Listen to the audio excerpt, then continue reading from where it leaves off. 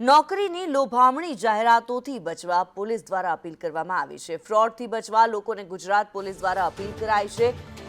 1930 toll free number પર જાણ કરવા માટે પોલીસ દ્વારા અપીલ કરાઈ છે। રાજ્યમાં સતત નોકરીના બહાને છેતરપિંડીની ઘટનાઓ સામે આવી રહી છે।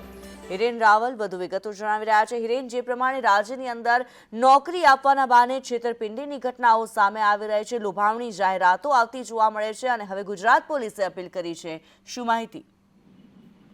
જો રાજ્યમાં જે પ્રકારે સરકારી નોકરીઓમાં ગેરરીતિ અથવા તો પૈસા લઈ અને લોકોને છેતરપિંડીની એક બાદ એક ફરિયાદો નોંધાઈ રહી છે, એ ઘટનાઓને ધ્યાનમાં રાખી પોલીસે પણ ઇનિશિયેટિવ લઈ સામેથી લોકોને અપીલ કરી છે કે આ પ્રકારની કોઈ સ્થિતિ હોય, કોઈ લોભામણી જાહેરાતો આપતો હોય અથવા તો કોઈ પૈસા માંગતું હોય નોકરી માટે, તો એવા લોકોની જાણકારી પોલીસને આપવા માટે અપીલ કરવામાં આવી છે।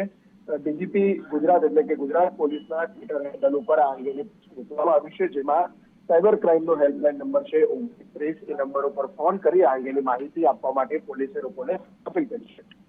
જી ધન્યવાદ હિરેન આ માહિતી માટે।